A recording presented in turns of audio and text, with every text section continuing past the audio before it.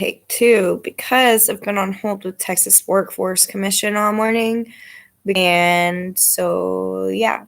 So I've been on hold with them for all morning and get comfortable. Sit in a comfortable position, preferably upright but relaxed. Take 3 deep breaths into your belly, allowing your body to expand with the inhale and contract and drop on the exhale. Send your breath on each exhale into all parts of your body, feet and legs, hands and arms, neck and head, and allow all stress or tension or tiredness to leave as you exhale. Breathing normally, gently, bring your focus to your breath, allowing all other thoughts or sensations to simply drift as they come, neither resting nor engaging them with your attention. Let the breath be at the center of your stillness. Into this place of deep stillness, allow an image of yourself to come, remembering a time when you offered something to someone else. Let it be something as small as holding a door open for an elderly person, or extending comfort to a child who had skinned his or her knee. It may have been a moment when you shared something of yourself, telling a story of your life with another. It may have been a moment when you created a beauty for another and how you listened or how you offered something, a meal, a smile, an encouraging word. It may have been a moment when you turned away from seeking retribution. Allow whatever comes to be there without judgment about what you think the impact of what you offered was, without analyzing to what degree you desire to offer something was mixed with other motives. Sit with this image and feel it within the thread of your genuine desire to offer something to the world, to another. Perhaps you wanted to ease another's pain, or create intimacy, or offer support. Perhaps beauty to the moment with humor, insight, or compassion. Let the thread of your own innocence, your own desire to alleviate suffering and contribute to the world something of meaning reveal itself to you.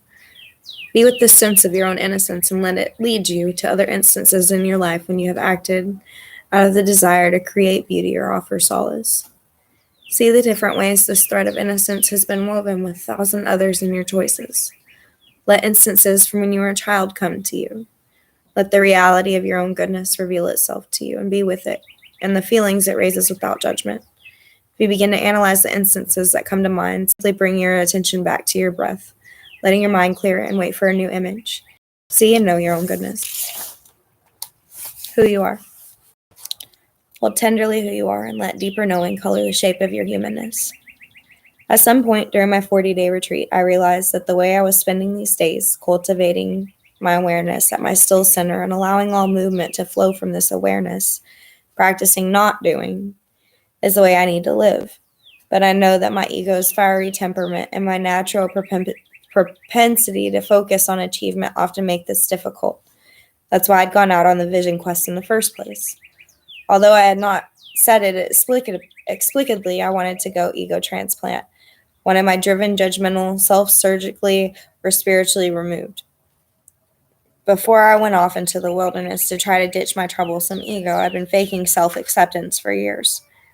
I'm watching a videotape on an interview I did for TV Ontario. The interviewer, Paula Todd, is engaging and sincere. I do not generally like watching myself on TV. I can see too many things I would do or say differently if I had the chance. But this interview seems to be going pretty well. Paula asked me about the physical abuse in my first marriage and about being raped when I was a young woman. I'm not uncomfortable talking about these difficult times in my life. These are stories of my life. They are not who I am. Paula questions how a bright young woman like me could have made the poor choices that were at least partially responsible for creating situations that resulted in or temporarily perpetuated suffering for myself.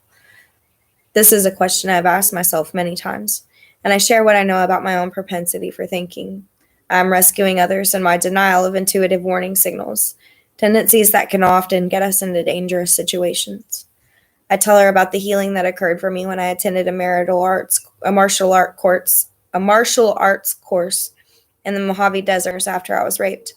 At the end of an intensive 2-week course, the women who had been trained were tested by being attacked 3 times one-on-one by men committed to helping women empower themselves to walk safely in the world.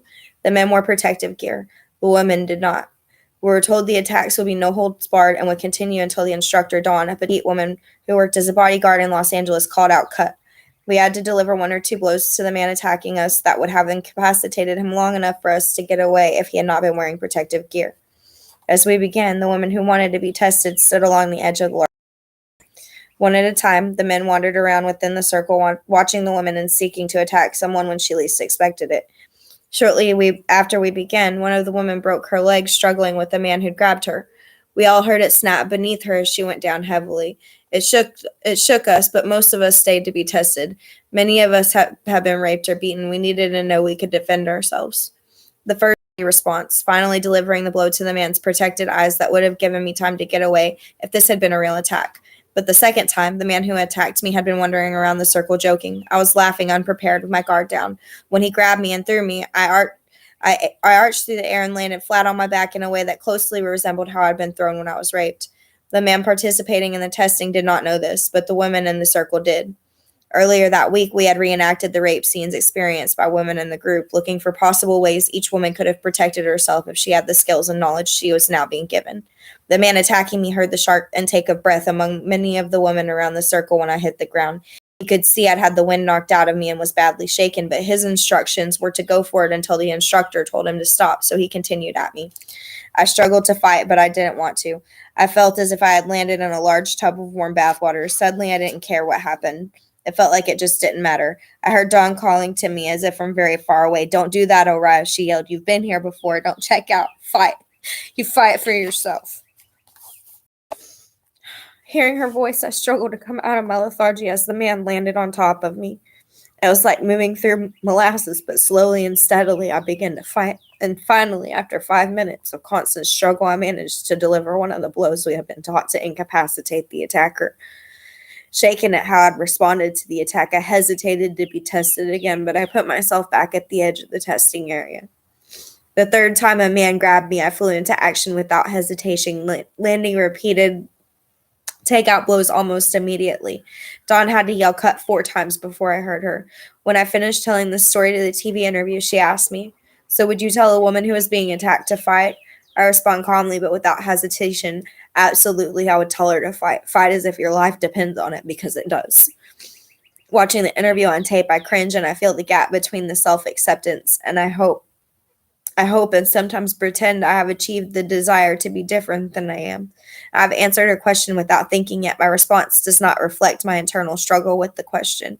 There is a difference between using whatever minimum level of force is necessary to stop violence that is happening in the moment and dropping bombs on those who we suspect might do us harm in the future. But I also know it can be a slippery slope from one to the other. And watching the world, I began to suspect that any violence against another, even when it is justified as self-defense, will ultimately only ever lead to more violence. But still, when asked, I have responded with a gut-level certainty I suspect would determine my immediate actions if I or someone else were being physically harmed. At the very least, I want to be someone who, even if she is willing to physically defend herself or others, would advise others to do the same, would do so with an air of regret or hesitation, and with less conviction and certainty. But that's not who I am. Self-acceptance is practice, a willingness to slowly expand our ability to see ourselves as we are, and simply be with what we see. I'm passionate, outspoken woman, and I have a tendency to want roles, but a mind and a heart that simply will not let me settle into one-size-fits-all ethical absolutes. I think fast, which does not always mean clearly, and I talk faster. I want to be wisely quiet, mysteriously silent, and deeply contemplative, and sometimes I'm all of these things. But when I'm with the world, I'm more often directive, opinionated, and passionately expressive. Sometimes this makes me discerning and effective. Occasionally, it means I can be downright inspiring, but sometimes it just makes me relentlessly judgmental and annoyingly bossy.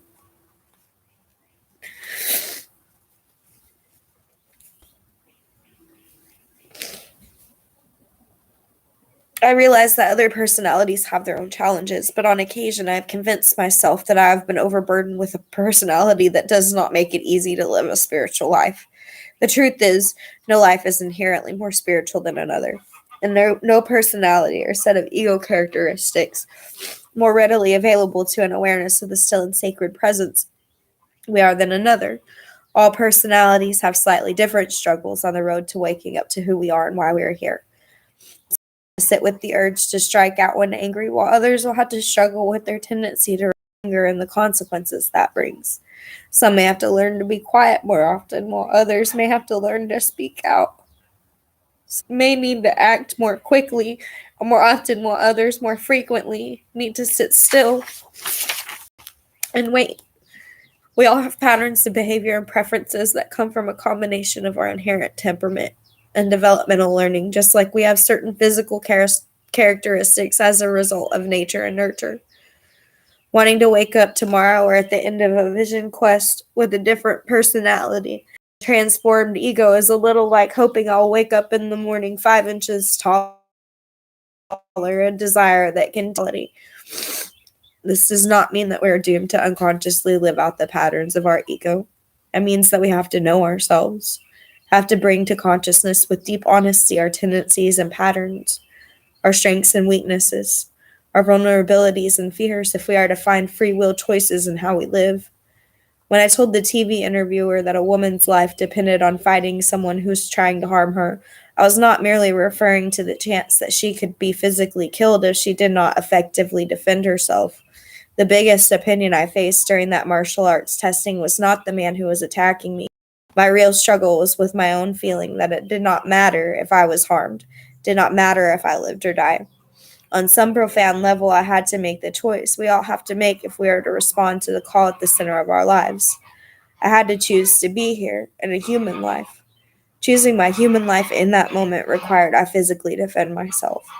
Ego awareness, an individuated sense of self that identifies with patterns and ever-changing thoughts, feelings, sensations, and life situations, is necessary to make this choice. Essence awareness, the consciousness of eternal inherent being we are, is not particularly concerned with the details of life I'm living, knows that all thoughts, feelings, and situations will pass, and that what is eternal and infinite within us all will remain. But essence awareness alone does not make a human life. A human life is lived in our very particular and real daily choices. Essence awareness can give us the perspective needed to ensue we do not drown in the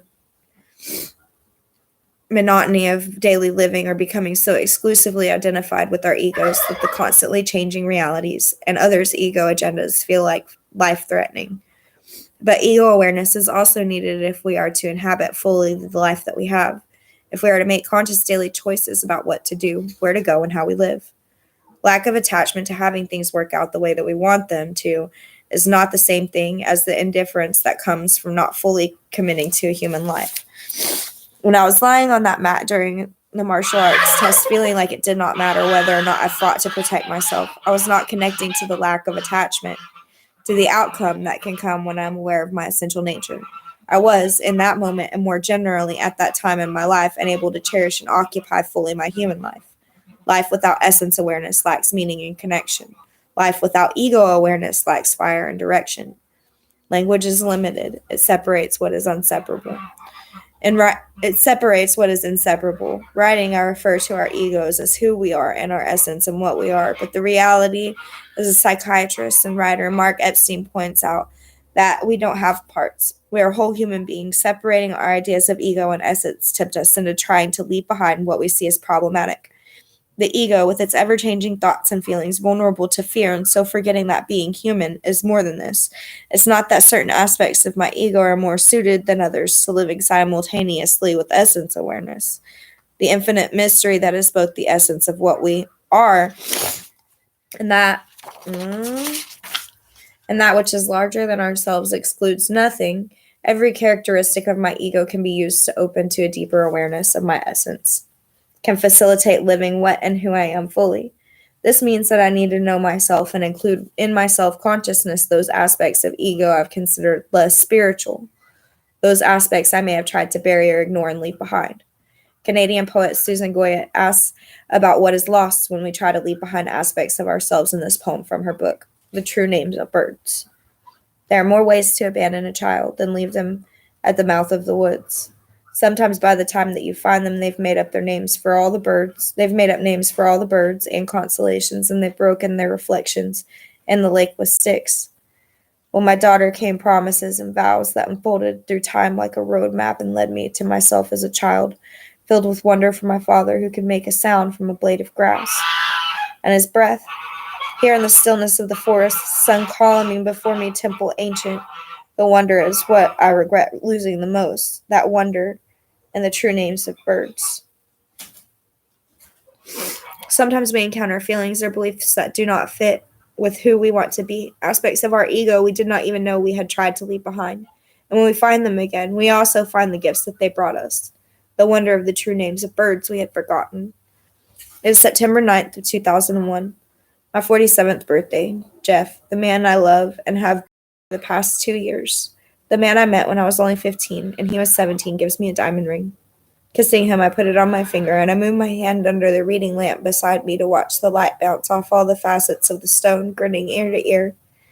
Nathan, my younger son, watches bewildered and amused. I don't get it, he said. You've never really been into diamonds or jewelry or stuff like that, but you're thrilled with this. Why? He's right. I've never been particularly interested in gems or jewelry. I did not have a diamond ring when I married his father 20 years ago, or when I married my first husband years earlier. I hadn't wanted one. I know about the diamond industry's profit-driven efforts to get us to pay outrageous prices for small, clear stones. I understand how marriage and its symbols have often been used by patriarchal institutions to keep women in a position of dependency and less power. Pausing now and considering all of this, I take a breath and draw on all my years of deep introspection and spiritual reflection to answer Nathan's question. Holding my left hand to my chest and covering the ring on my finger protectively with my other hand, I say with a certain fierceness that dares him to argue, I don't know. It's a girl thing. Don't bug me. Laughing, suddenly, it's a girl thing, 16-year-old girl thing. It's tied to a feeling I tried to leave behind because it did not seem to fit with who I often am. Someone who sees the material world and possessions as less important than the spiritual aspects of life. Someone who has maintained and asserted her independence at every opportunity. But beneath these notions of who I am, notions that are not false, but only incomplete and changing, I find another longing. A desire to make a choice to be fully in a human life, in part by daring to make a till death do us part commitment to another, despite my intimate knowledge of how many marriages do not last a lifetime. Symbols gain their power from a shared meaning. A diamond in my time and culture is one of many symbols that represents this non-rational and courageous desire to commit to be fully engaged with love and life. Accepting the ring, I bring to consciousness and accept an aspect of myself that continues to hope and commit and choose to live fully despite the blows it has received, despite the inner and outer voices that warn that such dreams are unrealistic in a changing world, voices that seek protection from possible future disappointment. Is this aspect ego or essence? Neither and both. It is human. Essence is committed to life. It is life living itself within us and around us, and ego makes this commitment particular to the life you have. For me, living my commitment to life has included the choice to accept a ring and the invitation to marry and create a home and a life with another. For someone else, it may entail a different choice. But whatever the particular choice, hearing and responding to the call to commit fully to a human life can take courage. It can split you open, especially if you have turned away from hearing it for many years, have forgotten the name of that ache in the center of your chest, when we were young or innocent. And to some degree, or our ignorance made us brave. Hearing the call, many of us set out to begin a holy pilgrimage, to make a sacred quest of our lives and to risk the unknown. We wanted to take vows to another, to God, to truth, or beauty or justice, or to simply being all that we knew or imagined ourselves to be. Later, after we have seen what the world can do, what we can do, it requires more courage to listen and respond. We try to convince ourselves that we have no time to listen, afraid that the voice will no longer call our name. And when once again we hear the voice, we grieve for all the vows we have broken. And then we make simpler promises to listen, to do the best we can today, and to live a human life awake. When we first wake up and become conscious of our ego patterns and essential nature, we oscillate back and forth between identifying primarily with sometimes newly uncovered thoughts and feelings and experiencing the deep stillness at the center of who we are. Tired of this alternating and wanting to believe that the essential stillness that makes it easier to be compassionate with myself and others is more than my real ego, I went out on a quest asking to be shown how to live exclusively from this consciousness of what I am. But I found what I was called to do was allow the sacred marriage of ego and essence within myself. I was called to let my essence color the choices my ego makes, to allow the way I act upon thoughts and feelings and sensations passing through me to be held and guided by an awareness of the sacred stillness at the center of what I am and the presence of that which is larger than myself. I was also called to allow my ego to shape the way that I live, the essential commitment to life that is being what I am, to let the infinite spaciousness at the center of simply being take on the shape of a human woman who loves slow mornings and fast dancing, a human woman who speaks with conviction but often has doubts, and a human woman who struggles to find rest and aches to make a difference in the world. I was called to stop the war with my humanness. Without this marriage of ego and essence, we tend to identify exclusively with one or the other. In a culture that values individuality and glorifies the immediate satisfaction of personal desires, if only to keep us buying what we cannot afford and do not need, we're more likely to identify exclusively with our ego. If we have even a momentary experience of our essence, of that expansive being we are, but identify primarily with our ego, we will find ourselves suffering from a kind of terminal uniqueness. We become either dangerously inflated, believing that we are God, creating and controlling all aspects of reality with our thoughts, or defeated and deflated, feeling we are the worst person alive, failing as no other has to live the essence we have occasionally touched. To let go of exclusively identifying with our ego, we have to give up being the worst or the best. By contrast, if we want to identify exclusively with our essential nature, we risk denying ego and cutting ourselves off from its particular wisdom and tying ourselves into knots of denial and delusion about real human needs and frailties. A friend of mine recently went to Burma to study at a Buddhist monastery. One of the teachers there claimed to be an enlightened master, to be completely free of ego, living exclusively from essence. One day, my friend was disturbed to witness his teacher striking a child. When he asked the teacher about it later, the teacher insisted that because he was an enlightened master, he could strike the child to correct him as an act of love without any personal anger or agenda. Essence awareness accepts and holds it all. Ego awareness can sometimes be helpful in identifying the bullshit. How do we find the marriage of ego and essence? This fully human life that is the reason we are here. Harder won't work. Doing more won't work. We are called to find ease, called to find and learn the art of not doing. We are called to value the power of presence more than we are the presence of power. There's only one place and time in which the sacred marriage of our ego and essence can happen. Only one place and time in which we can fulfill our purpose to be fully and consciously in a human life, here and now.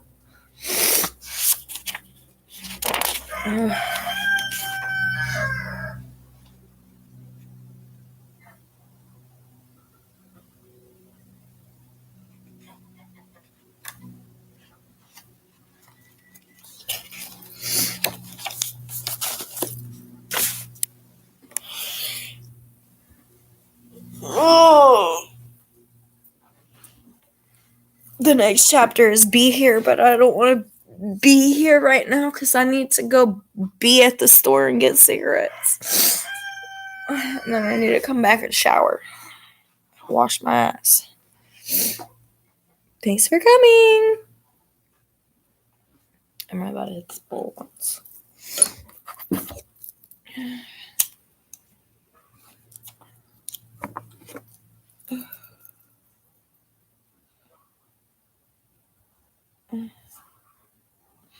Oh yeah, I need Rolos too.